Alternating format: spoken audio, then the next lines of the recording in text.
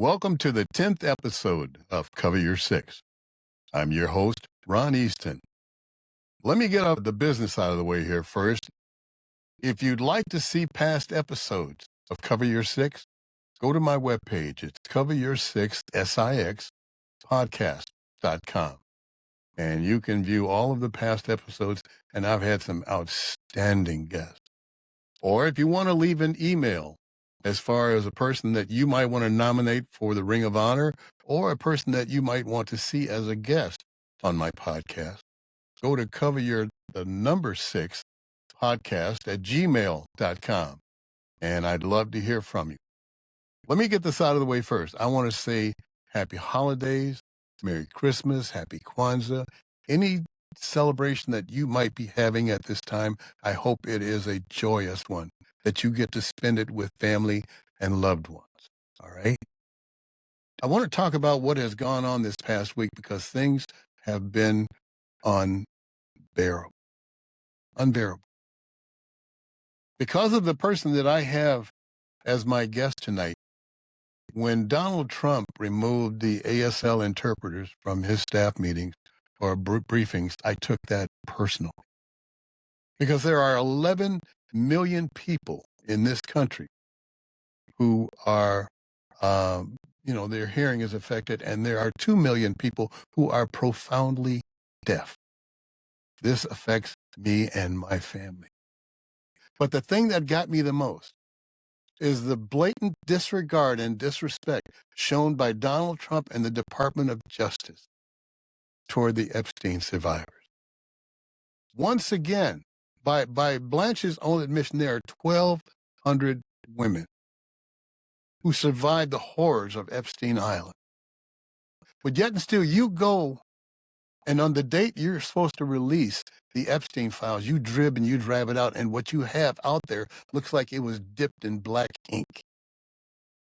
Once again, you traumatize these women who have been traumatized for over 30 years.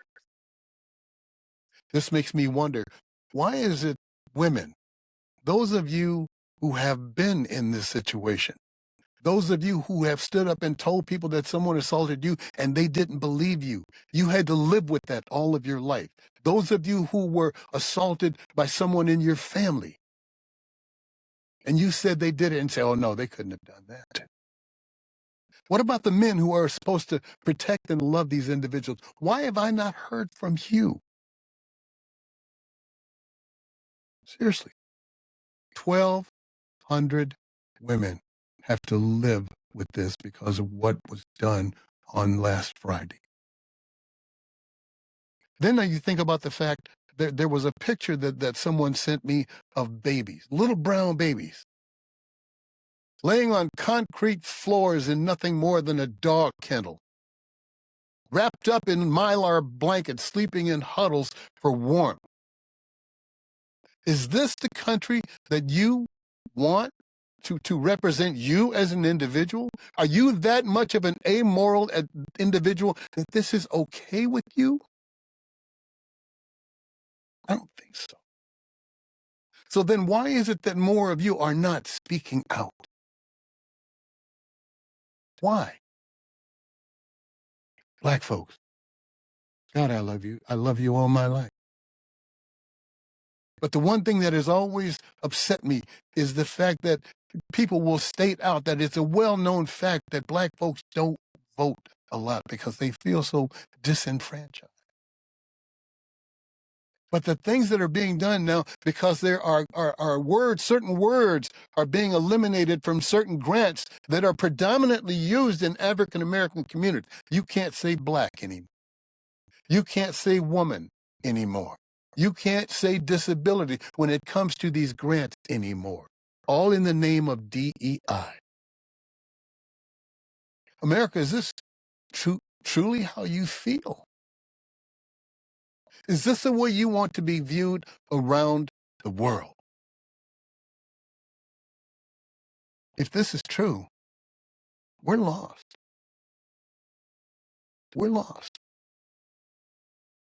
People can sit up and deny this. They can say, oh, well, Donald Trump is just that way. But you think about the number of people from his first administration that went to jail. This time, when that day of reckoning comes, all hell's going to break loose. Because this administration is guilty of protecting child molesters. Think about it. In the meantime, we commit another act of piracy by hijacking 2 more Venezuelan tanks. The video that was supposed to clear it up on that double tap, oh no, Pete Hegseth decides that, no, I'm not doing that. What are they hiding? That's the question you have to ask yourself. Think about that.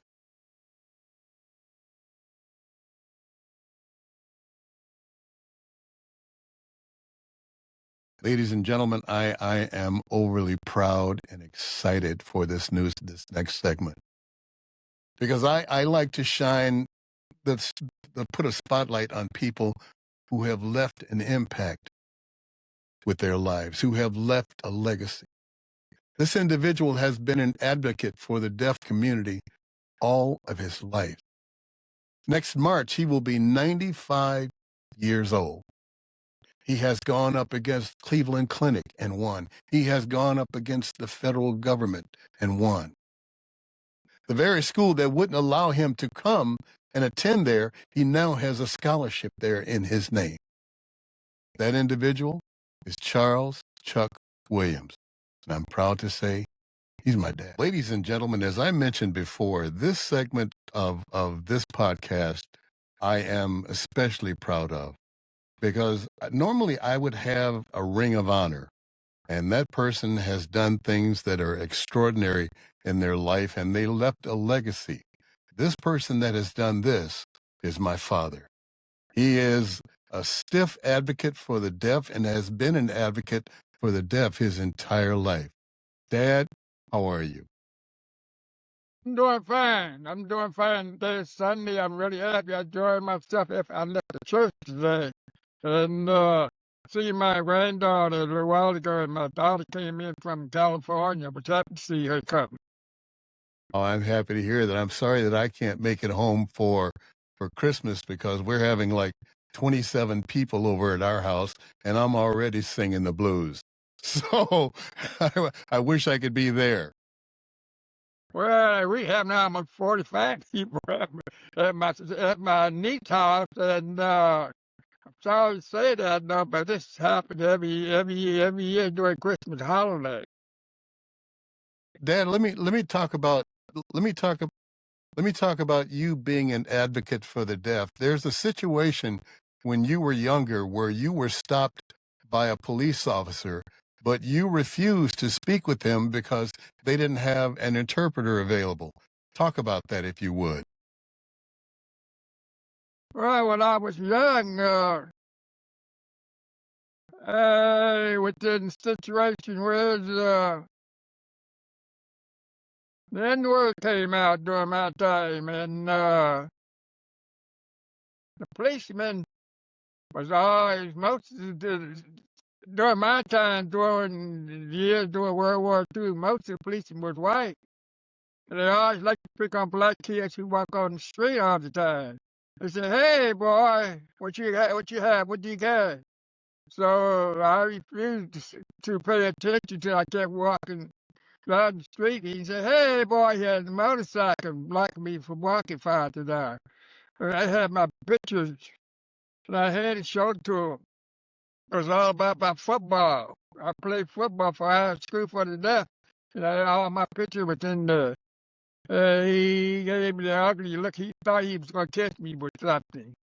But he waved me off. He didn't say anything, just waved me off. Well, Dad, you have been an advocate. You've actually had laws changed within the state of Ohio for the deaf community. Talk about that, as far as ASL interpreters being available at hospitals and things. Well, that came later in life, though. That came later in life when many deaf people was in the hospital or in court and all that, get caught, had traffic tickets and all that, didn't have no driving license and all that. And the law was 504, That made a lot of change, and those deaf people who came from the South was unaware of that situation. So I was very lucky because my father was a lawyer. He became a judge. And I have learned how the system works. And I became an advocate for the deaf people. I don't care whether it's black or white, Chinese, whatever. I became an advocate for them. So most of them came from the South. And they did not have that language situation, like the English language or anything like that. So I did part of that, and I feel like I was happy because I didn't have no law license to do that, though, but I got away with it. Outstanding. And you got to know, I that's one of the things that I am most proud about you, because when you set your mind to something, you don't let anything stop you. And I'm so proud of you about that. Um, you had a scholarship established in your name, excuse me, at Gallaudet University, but at one time, Gallaudet University wouldn't let you in. The problem was you have to understand most of the deaf people are from the South and they're white. And the one who went to Gallaudet at that time was in the offices and administration working on. So I gave my papers to one of my students, one of my friends from my high school for the left, to take it to Gallaudet. I did not go there, I gave it to him. But he came back and said they don't accept like deaf people, no. I was taken by surprise, though, and I was hurt. But I should have think twice to go myself and check it out because there was other few black and deaf people who went there during that time, before my time. Dad, what let me ask this question. What made you such a strong fighter? Well, I got it from my mother. My mother, why? Mother, yeah, you keep shaking your head. My mother stood up for me. What really happened was my brother, who was deaf, and he and his friend drove to Columbus. On the way back from Columbus, they took a shortcut and went through a small town. And police stopped my brother. So two cops, instead of giving him a ticket, they took his watch, his wristwatch, and my brother just gave it to him, and he came back home. And I asked him, "Where's your watch?" He said, "The policeman got it." My brother was not well educated like I was, but he was older than I was. So I told my mother and father about it. Wow, they jumped in the car and took off. They came back and got my brother's watch.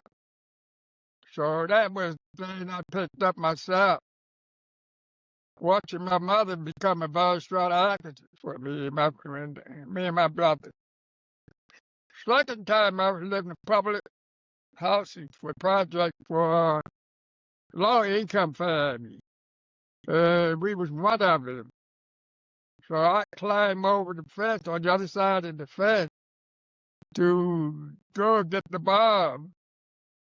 But I was grabbed by two policemen who had to be white. My mother came out of the house and told them, "Let him go, let my son go, let my son go." And she said something that I didn't realize what else she said, and let him climb back over the fence. So they released me, and I climbed back over the fence, and that was it. And my mother stood there. The other time was the school, and my classroom was real big. I was in elementary school at that time. And we was allowed to go home for lunch. So I went home for lunch. My mother didn't work. She stayed home. She cooked my lunch and all that. I went back and only 2 blocks to the elementary school. I went upstairs on the second floor. I sat way in the back, and the teacher was way up in the front. During that time, the teachers talked while they were writing on the blackboard. Most everything on the blackboard, there were no papers or anything to be handed out like it is today. So I didn't realize, I didn't know if she was talking though, but she wrote out there on the page. So I looked down at the book on the page. She came up to me, tapped me at the desk, and I looked up. She said, "Child, do you hear me calling you?" I said, "No." She slapped the hell out of me. It really hurt. But my mother taught me, anybody who hits your touch, you come straight home. She taught me that early during my days. So that's exactly what I did. So I grabbed my coat, went home, told my mother. She came back with the knock on the banging door. The teacher came out. And they had a conversation. I had my brother who went to Holiday Grand Bell School, which is 2 blocks away from the school I went to, public school. And my mother took me on the shoulders, asked me if I want to go there. To have a hearing test. And I didn't realize that my mother called my name, but she touched me on the shoulders. That was the first thing that slows me, and my face depressing. It was funny. So we walked, all three of them walked. It was reset hour. And I saw my brother. I looked and everybody's hands going up in the air, talking and all that. I said, wow, I never do anything about sign language. Because my father and my mother been strict that the Ohio law was sign language was not acceptable. You have to learn how to read lips. So that was the story. Dad, let me ask you this while it's on my mind, because recently, the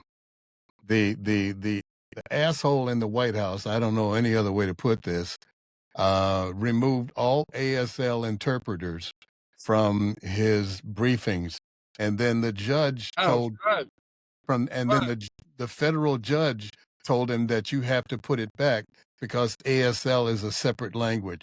So how do you feel about being slighted like that? Well, it's no different when I was in public school. You have to understand, my time there's maybe 45 students in the classroom. And the teacher was going around asking questions, answering all that. And I put my hand up because I knew that that's the situation of the question was being asked. I can't put my hand up, not being ignored. I was maybe very few black students in the classroom. So I told Dad, I said, I keep putting my hand up. Well, he told me to yell and tell him you're here. So the next day in class, I put my hand up. I yelled, I said, here I am. He said, oh, I didn't see you, I didn't see you, Chuck. I didn't know you was up there. So that was the build up the strength that I can speak up for myself and have the authority to say what was right, what was wrong. We're not far removed from the days of where they would refer to the deaf community as, and I hate this phrase, deaf and dumb. And that always drove me just ape shit, because you're deaf, but there ain't no way in hell you're dumb. Dad, you're one of the smartest people I know. Well, I want to tell you that. Many of the white deaf people didn't like that word. You're right, Roddy. They never did like that word. I watched them. They write on paper, pass the sent to report and tell them the word deaf and dumb is not acceptable. And they did it on their own, so I was very proud to watch them do that. But I didn't have the chance because they did all the work writing paper when they read the paper and play deer all the time. But the reporters removed word deaf and dumb, but covered it up, so they learned something. There's a picture in your house that I am especially proud of. And you are standing with a former president, Bill Clinton. How did that happen? Clinton, yeah. Bill Clinton was invited to Caltech University to give a speech to graduation students there. And I was on the board of trustees. So he was in the hallway of the school waiting to be called to go up on stage. I walked up to Bill Clinton and I gave him the I love you sign. But his two bodyguards were the guys came over and opened up their robe. That's all the Tommy guns on in there. I got back in my line. So you were saying I love you and they showed you guns. No. I told him to say it. He didn't know say anything. I said, well, you know, do I love you that way? But in the hallway while I was talking to him, I was real close to him. The two FBI had their robe on, came up to me and opened up the robe, and I saw the two Tommy guns on, but guns and all that. You taught American Sign Language for how long at community college? I taught everywhere. Community college, I taught for 22 and a half years. I taught at private school. I taught at church. I taught it all over. And I taught at Baldwin Wallace and Cleveland State University. And I ain't had no college degree, though. I taught my way in. You talked your way in, and you know you're good for a man that can't hear a damn thing. You talk your ass off. I got away with a lot of things. The reason why I say that, I learned from my boss when I worked for the Cuyahoga County Engineer. My supervisor was Italian. And he came over to the oil country on a boat, and they stopped at Statue of Liberty. He told many of the people who come from Europe stop at Statue of Liberty and change their last name. The last name was so long, shorten it up. So when he got to Cleveland or Boston or whatever the city they went to, they told a lie that they graduated from college and all that. And there was no such way to prove that they graduated from Ohio State or New York College or anything like that. Yeah. And they put it at post and put it on the office wall with plain paper saying where they graduated. And I looked up there and found it was all lies and everything. Then I found out my cousin Billy Bass did the same thing. He had the radio station. I remember him. No, he did the same thing. Said he graduated from college. He got away with it, though. He became famous. He made his money. You know what, Dad? The knowledge that you have not only gathered, but you have passed on to other people far surpasses any college degree that anybody could ever have. And I've told you this before. I love you. God, I love you. You are a very special man. I'm pretty proud of all of you too. You remember I told you slides it up when I went to visit you. Don't you remember I told you about shouting in your face? No, I got to tell this story because when I graduated from basic training at Fort Campbell, Kentucky.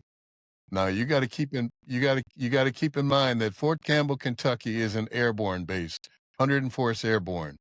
My drill sergeant Abraham, he was airborne, and I mean airborne all the way.